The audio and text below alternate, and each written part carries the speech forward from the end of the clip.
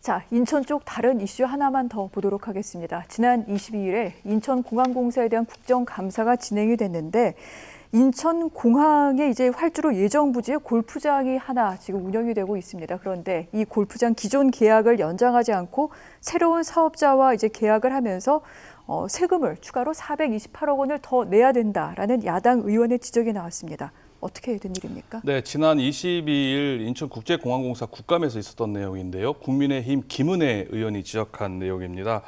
인천국제공항에 스카이 7이라는 골프장이 있습니다. 이 네. 골프장의 땅 주인, 소유주가 인천국제공항공사를 할 수가 있는데요. 이 골프장에다가 2005년도부터 15년 동안 민간업자가 들어와서 이제 골프 시설을 짓고 투자를 해서 골프장을 운영을 해옵니다. 그러다가 이제 15년이 딱 되는 2020년에 이걸 돌려받게 네. 계약 기간이 만료가 되면서 돌려받게 되는데요.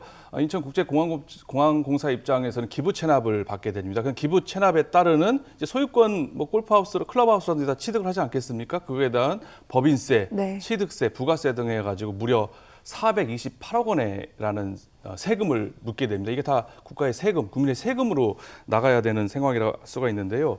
문제는 이러한 문제가 1년 전에 이미 예측이 됐다는 얘기입니다. 회계법인이라든지 대형 로펌을 통해서 이 시설물을 인수했을 때 어떤 문제가 발생하느냐 했더니 네. 이런 막대한 세금을 낼 수 있다는 문제점이 있으니까 다른 여러 가지 시나리오를 제시를 했습니다마는 기존에 있는 민간업자와 계약을 연장할 경우에는 소유권 기소 문제가 발생하지 않기 때문에 세금을 내지 않을 수도 있고요. 또 새로운 신규 사업자와 네. 골프장 임대 사업을 계약할 때 장기로 계약을 하는 겁니다. 그렇게 됐을 경우에는 이제 아무래도 이제 수지가 좋아진다는 점이 있을 수가 있고요.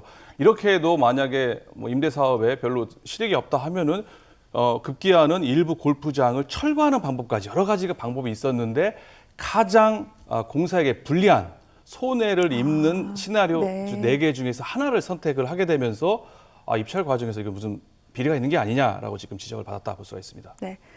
인천공항공사에 대한 지적은 이것뿐만이 아닙니다. 여당인 민주당 의원도 한마디를 했는데 이 인천공항공사가 목적의 사업인 골프장 시설을 소유할 법적인 근거가 전혀 없다. 여러 가지 문제가 많다. 이런 얘기를 했습니다. 네, 여당에서도 비판의 목소리가 나왔는데요. 더불어민주당 김윤덕 의원이 인천국제공항공사가 골프장을 소유할 법적 근거가 없는데 어떻게 골프장을 소유하고 임대 운영을 하느냐라고 네. 지적을 했습니다.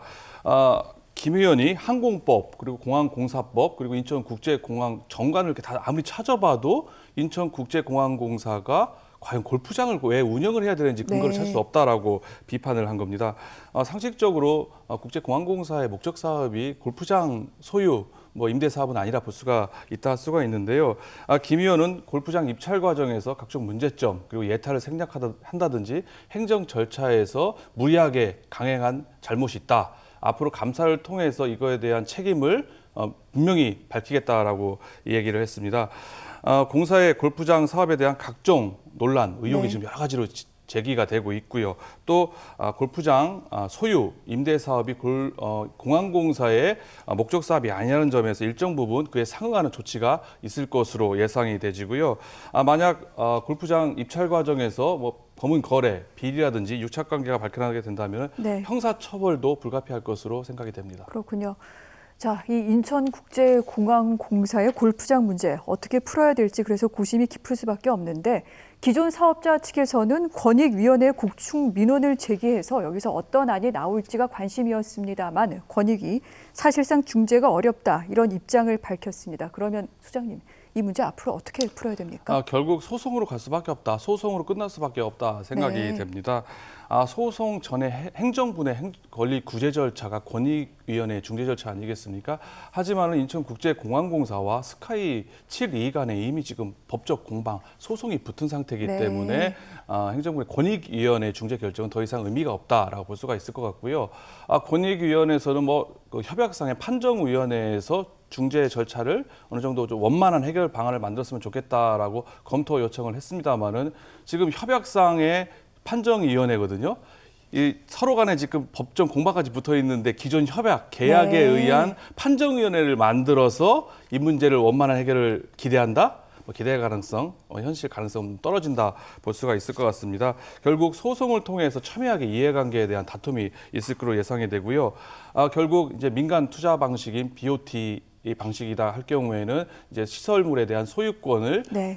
문제 그냥 그대로 공항공사가 가져가느냐 문제점, 아니면은 지금 스카이 7위가 주장하는 대로 민법상 임대차 계약일 경우에는 네. 거기에 투자한 유익비를 상환 청구할 수 있는 권한이 발생하는 점에 대해서 치열한 법리, 법적 공방이 있어질 거라 보여지고요. 앞으로 한 3년 이상이 걸릴 네. 정도로 지루한 법적 공방이 예상된다, 이렇게 볼 수가 있을 것 같습니다. 단기간에 끝날 문제는 아니군요. 소장님, 알겠습니다. 고맙습니다. 뉴스 오늘 준비한 내용 여기까지입니다. 저희는 내일 더 알찬 뉴스로 찾아뵙겠습니다. 함께해 주신 여러분 고맙습니다.